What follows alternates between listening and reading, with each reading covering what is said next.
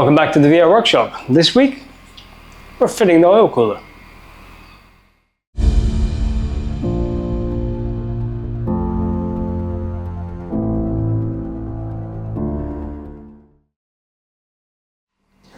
It is good that all the bracing is now done on the frame and we've got all the engine mounts in place.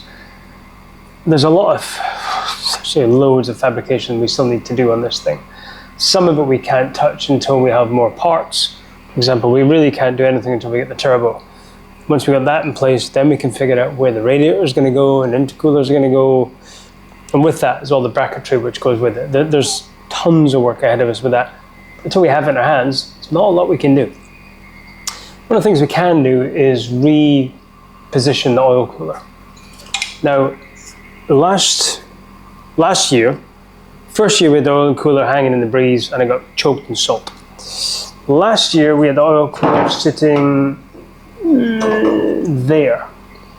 And we directed flow from our NACA duct down here. And it was piped and it put it through, and we had a fan pulling air through the oil cooler as well.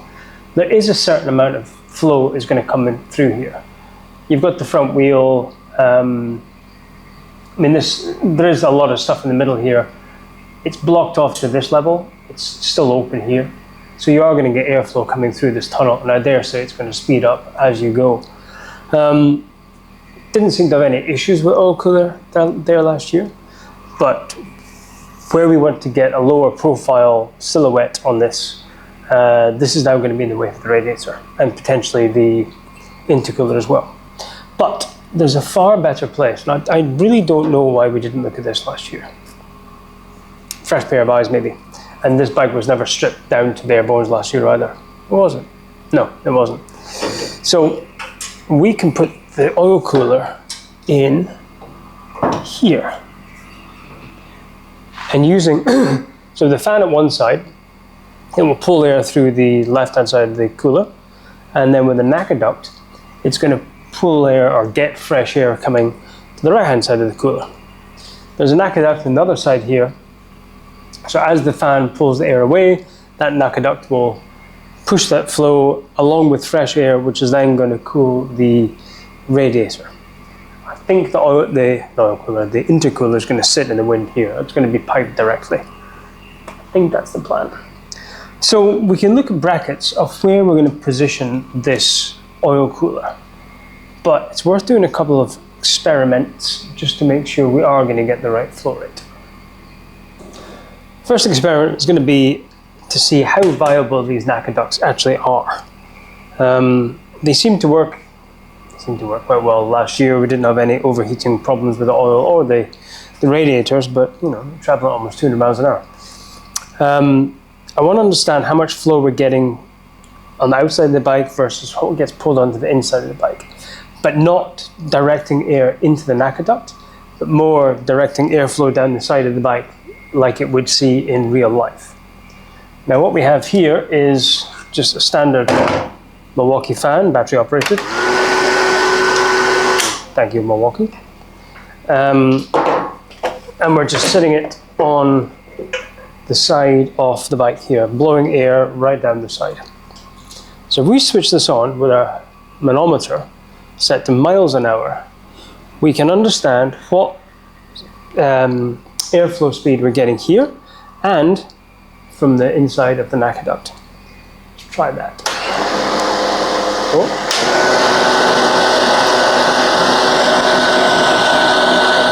So outside the NACA duct we're seeing 10 miles an hour, and if we put it inside,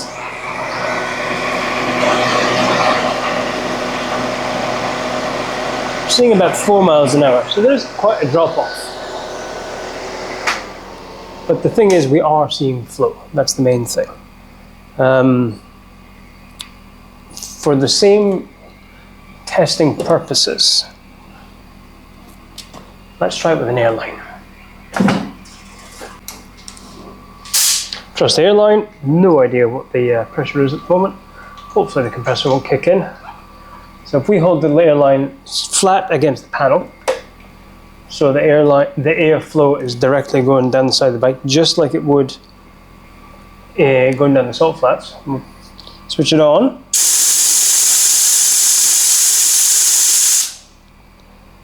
14.3 miles an hour. And put it through the NACA duct.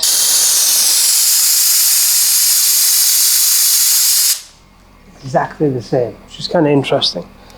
So, is it possible at higher speed of airflow, it actually ducts in there and, like a Venturi effect, actually speeds up air? That's interesting.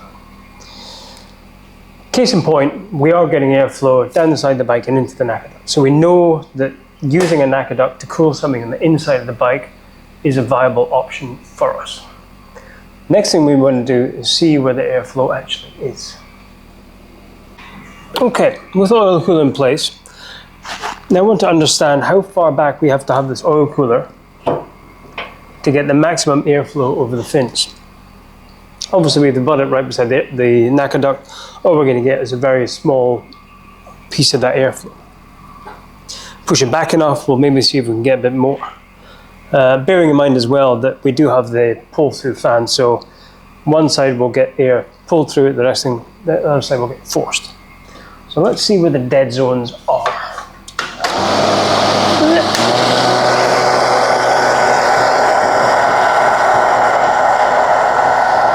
The middle is perfect, dead at the very side. Okay, there's quite a lot of air going up the fan side, way more than I expected actually. It's encouraging. So with that little experiment, I'm actually pleasantly surprised how much coverage you actually get across the cooling fins. It does get a bit, there's dead zones at each side, but there's more coverage than I thought. One more experiment to try with a faster airflow over it, just to see if you can actually pick up on the edges there. Bearing in mind, we just measured this. What do we measure it? I can't remember. Rewind the video and you'll see what it is. But this thing's going to be doing, with any luck, over 200 miles an hour. That's a lot of speed and a lot of airflow going over here. So if we can catch the dead zones at a higher speed, then we're winning. Let's try that.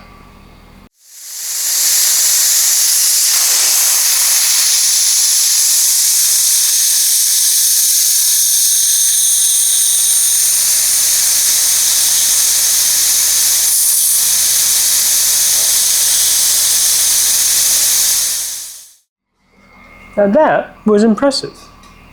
The compressor is actually not plugged in at the moment, just so it doesn't decide to fire on while we're recording videos, which I'm sure some of you watch other channels where that happens and it is quite entertaining. But yeah, positive. So that we've just shown with the higher airflow that we can get coverage pretty much all over this oil cooler, which is great. So proof of concept, it works. It's going to work in this area. We don't have too much. Oh. There's one more test to do. One more test. We forgot this. This is the key which fits in here. This is our main battery power cutoff switch. There's one thing that I've learned from experience over the years of building various race bikes, custom bikes, whatever, is always think ahead, like 3, 4, 5 different stages ahead.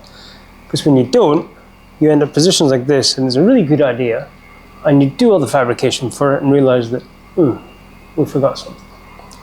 I don't think this is going to cause us a problem, so can't be bothered bolting it. So we're just going to hold it in place. Looking at it, I don't think it blocks too much. I mean, you can see it through the NACA duct, but in the grand scheme of things, when you look at the surface area of the oil cooler versus the plug ends, it's not that much. So let's do one more test with the airline just to see. We'll put the manometer right behind it just to make sure we get enough airflow.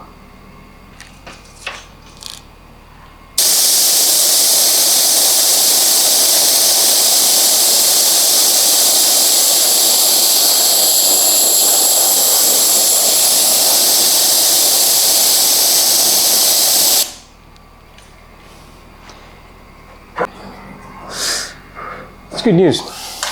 Shows that it really doesn't make any difference at all. We're still getting airflow right across that oil cooler fins, which is great. Which means we can go ahead and start making mounts to make this a permanent fixture. Might see if we can utilize the old mounts that we had, but now I'm looking at, we might just make new ones. From one CAD model to another type of CAD. Cardboard aided design. Yep, we're going a bit old school with this bracket, just because it's easy. I know I can make a bracket, cut it out rather than a lot quicker than I can designing it on a computer. So that's what we're going to do. Oh, fuck. As long as we don't move everything.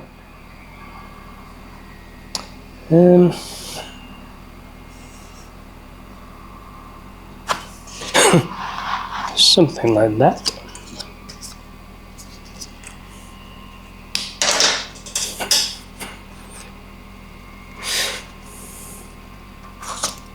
It is a bit like being back at school. We've done some weird ass science experiments with airspeed and manometer. And now we're cutting shit out of cardboard. And that's what we need. Now we'll look at the scrap pile and see what we've got in the way of material. Because it's only going to be welded on one edge, it needs to be relatively thick just to take the weight. Can have a look.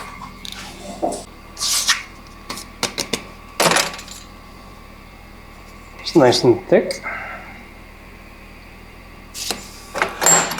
It's 4 or 5 mil, that's too thick.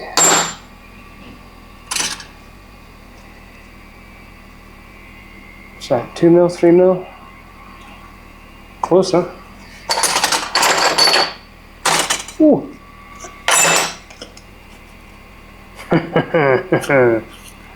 That's good enough. And don't even need to cut it. Well, one bit. Works for me.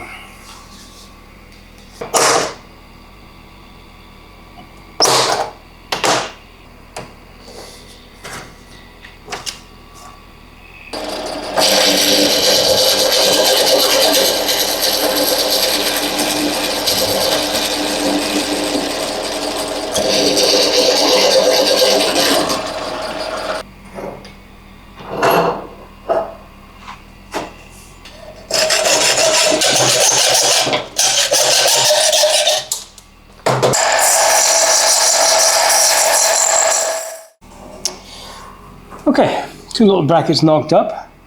I think that's where it's going to sit. It's pretty much where we had it yesterday, so looks like a good position. It's slightly back from where the battery is going to sit. The electrical tray will sit on top of it. So yeah, let's tack up the brackets and then we can remove the supports from underneath and we'll see what it looks like. Left-handed welding, it's never a good idea. When you're right-handed anyway.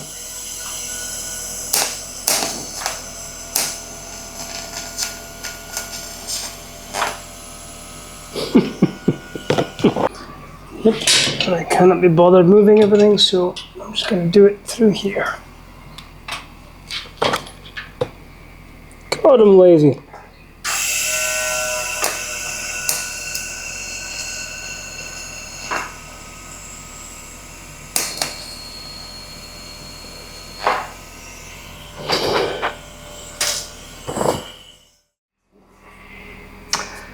Bolt it all back in again with the new mount and looks pretty good. Looks very good, in fact. One more thing to check before we call it good is put in the battery tray and put on the Mark 1 electrical tray just to make sure we've got the right clearance. Because we don't want to go any further and make permanent welds on brackets and find out it's not going to work for us. So we'll do that first. Now it all takes shape and there's plenty clearance. The back of the bolts for the mounts of this tray is slightly closer to the oil inlets I would like, especially this one. But there is room. I mean, we can cut that bolt down a bit, and there's still 5 mil quarter-inch gap between it, so it's not going to affect us. And there's lots of room above it for airflow as well. Battery cables are just there for show, but oh, you can see everything's just hanging in here. But yeah, there's plenty of clearance with everything, which is really good. Now this electrical tray is not going to be the final. There's a Mark II of this, which actually goes a lot longer because the ECU that we have is bigger. But yeah, that's a winner. That is a winner. Well, it was a winner. After that, the next project was to look at the radiator and how that's going to get thrown into the same tunnel, so to speak, shrouded to get as much airflow as possible. And doing some calculations, there's just not enough airflow getting to that radiator. So we've got major modifications to the side pods to make sure we get airflow, and the oil cooler is just in the way. So after all that, I'm going to mount the oil cooler here. I'm quite sure exactly how yet. Might have it so the fan sticks in the back. It's work in progress, but yeah, that's a whole video just absolutely wasted. But we learned some stuff. So if you enjoyed watching it and watching our mistakes, like to give us a like, subscribe to the channel, and stay tuned for more mistakes next week.